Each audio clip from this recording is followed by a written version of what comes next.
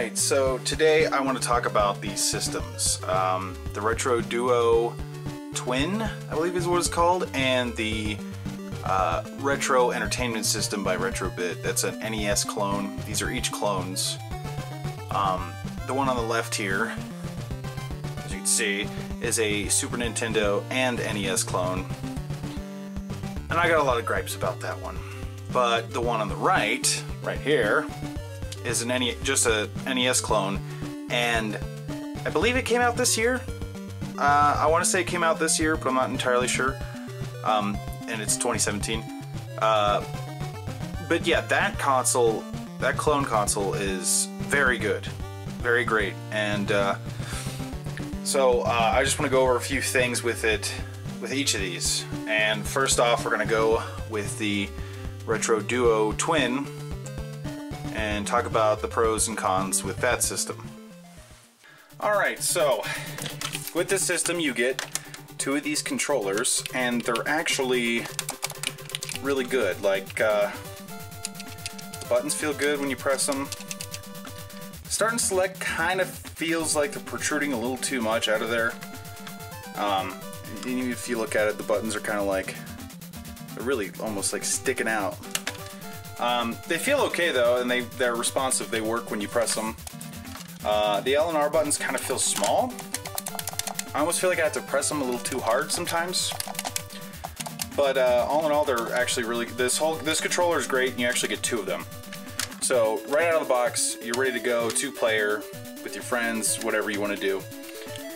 The D-pad, it's okay. It's not perfect, but it's not terrible.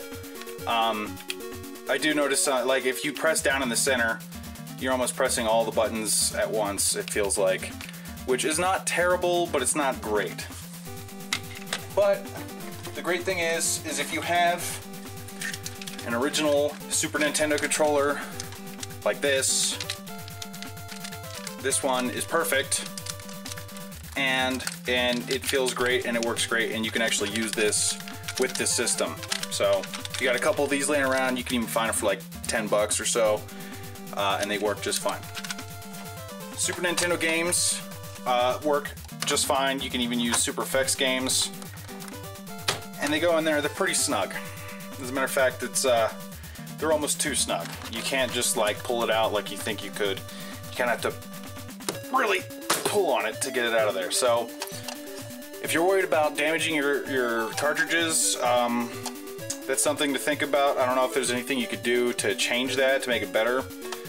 I mean, honestly, I haven't really had any console or any cartridges get damaged, and the pins in there seem to be okay too. Let's maybe unplug this and bring this closer. So yeah, the pins in there seem to be fine.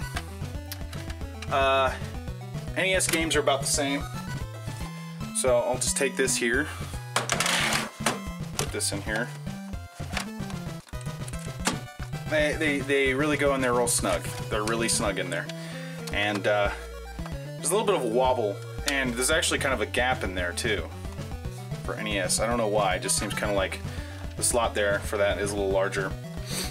And getting the games out is kind of a chore. You have to really tug on it. Probably not as bad as the Super Nintendo one. Maybe it has something to do with the size of the cartridge. I'm not entirely sure. Okay, so now let's move on to the gaming portion of this video. So the system is really great for Super Nintendo. Games on there look great. It doesn't have HDMI, but it does have S-Video, and that is perfect for Super Nintendo games. So Super Nintendo games look really well on the system with S-Video out. I have a S-Video to HDMI adapter, so playing it on an HD TV is not a problem. It looks really great. The picture quality is great, which leads me to my next issue, which is sound quality. So Super Nintendo games, the sound's not bad. The game sounds are not like, they're not emulated or anything. They actually sound correct. but the quality of the sound is not good. It's, for instance, I did a video recently on the Super Game Boy, and this does work with this. I really hate doing that. I feel like I'm going to break the damn thing. Anyways, it does work, and, you know, the games are, you know, they work correctly with this thing. Even the special, unique ones. So, there's no issue with that. But the sound almost sounds... the audio just almost sounds distorted. It's like it doesn't... It's not like it's emulated or anything, but it just seems like the audio... there's something wrong with the audio on this device. I don't know if my device is, like, dysfunctional or something. Like, there's, you know, like something is broken on it. I don't know. I got mine off of Amazon, so I expected it to be in good shape when I got it, so I don't know. And this is the latest version. This one was made... hold on a second. This one was made in... okay, no, actually it was in 2016 it was made, but this is version 3. And, yeah, so, you know, you can plug in your Super Nintendo controllers, you can play original Super Nintendo games, you can play Super Game Boy games, and if you have this does work with it. But the only issue is that you have to use the AV out that's on the side of the cartridge. And if you don't know what this is, if you can't see what it is, this is the Super Retro Advance adapter, and it allows you to play Game Boy Advance games. And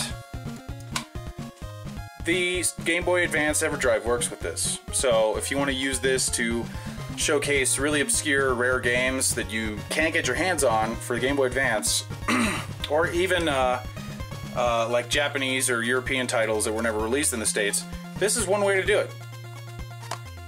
And this works on this system. So it doesn't display through S-Video or anything like that, but the AV out on this is really good. But we're not talking about this. We're talking about this. My biggest gripe with this system is the NES portion. It is not great. The picture quality is... it doesn't use S-Video because NES didn't have S-Video. It's not compatible with that.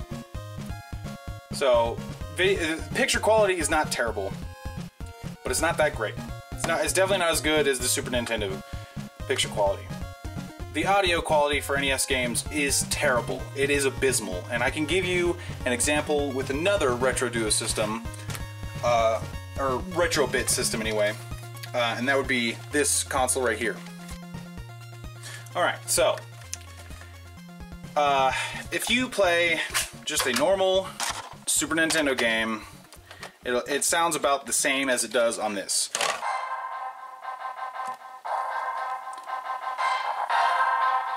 So, the sound quality for this is okay.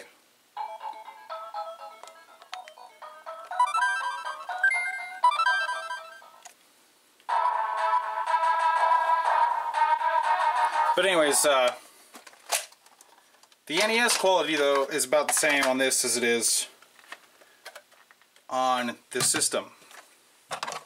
And I'll show you a difference, because not all games sound terrible, but they just don't sound good.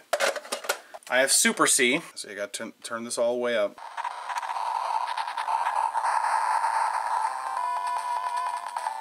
See, you hear how it sounds almost distorted and it's like quiet?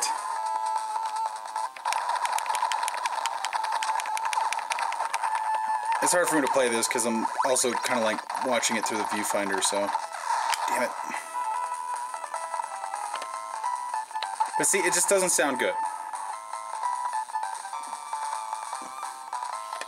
Simon's Quest.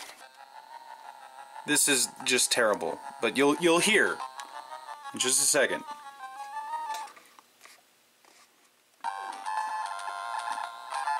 You hear that?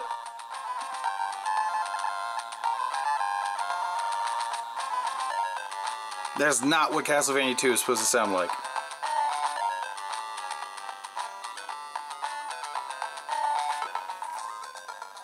it's terrible. And it's quiet. It's like really quiet.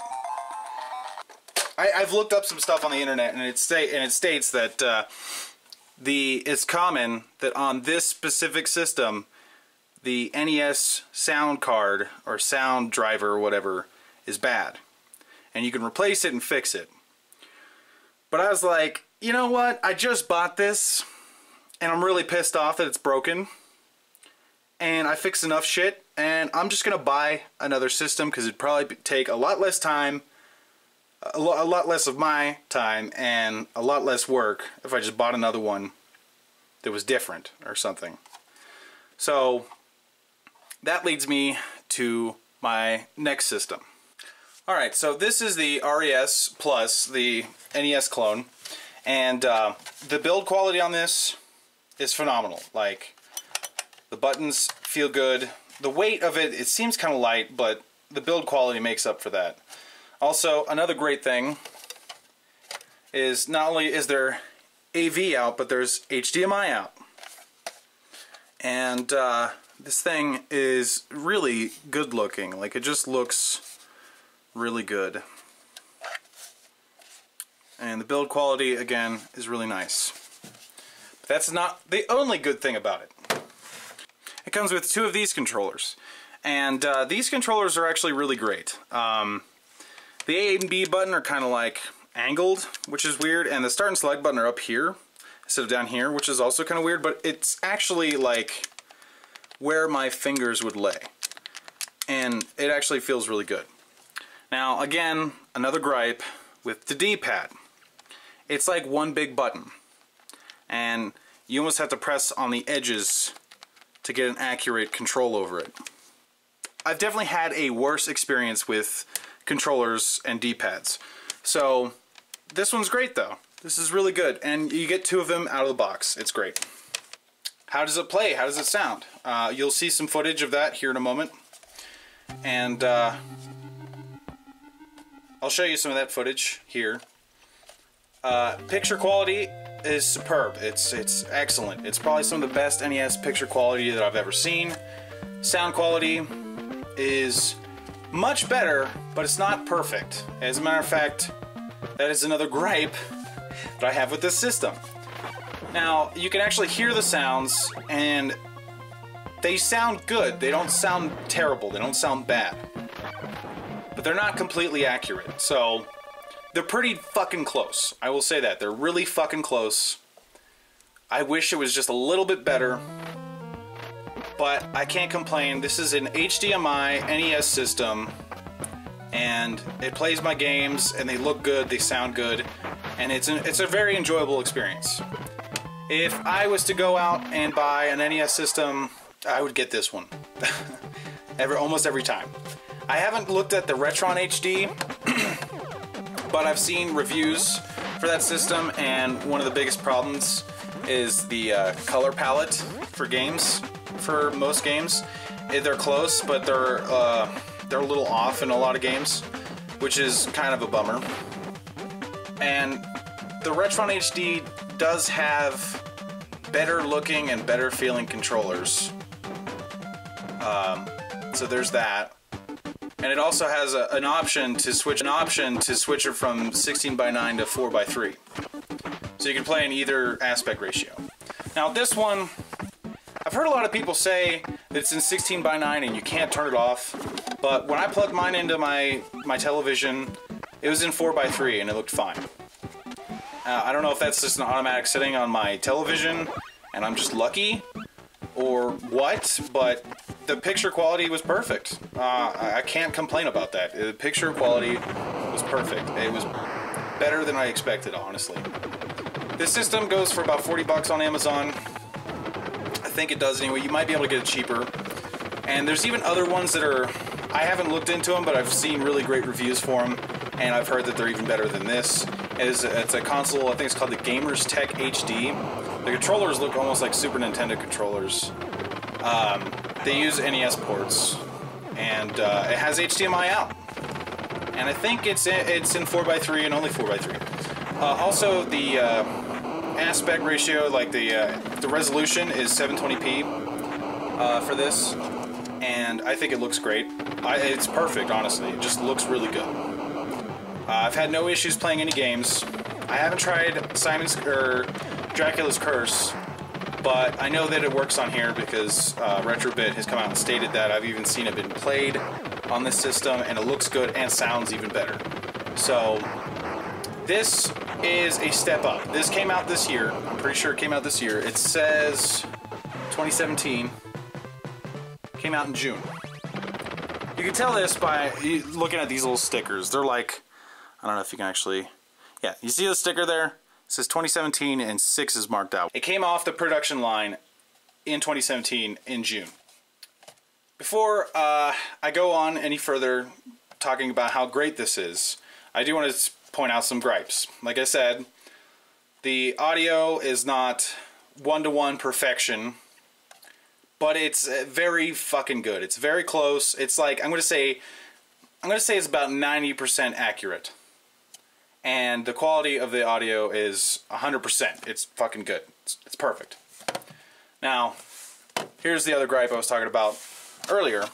When you put a game in there, it fits in there perfect. Like, you know, it goes in, requires a little push, and it doesn't wobble really too much, and there's no gaps or anything after you put it in.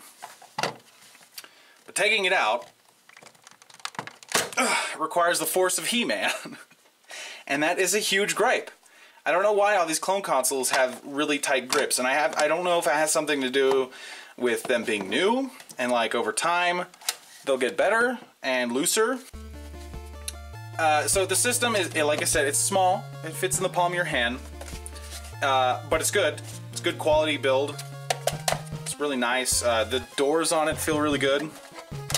The buttons, really responsive, feel good. Oh, and that's the other thing too. It uses micro USB power, which I find to be really awesome because on other clone systems it uses a DC 5 volt. And you got to be careful about those because, and you also have to pay attention to this. It's positive in, negative out. So like right there, it's hard to describe what that is, but sometimes you can get one that's opposite. It'll say 5 volt and it'll say DC, but it'll be positive, negative, not negative, positive. So something you have to pay attention to with that. In my opinion, I would just always keep the original charger for this thing. But with this one, all you need is a micro USB and a 5 volt power supply via USB, and you're good. You're set. Alright, so what is my conclusion with each of these? Buy this one. Don't get that one. That one sucks. I mean, it's okay. You can play Super Nintendo games on it pretty well, but for being a dual console and the NES gameplay and sound and stuff just not working right, fuck that one. That one just blows because of that. So get that one for NES, don't get that one for NES, but for Super Nintendo, sure, it's good. It's pretty good.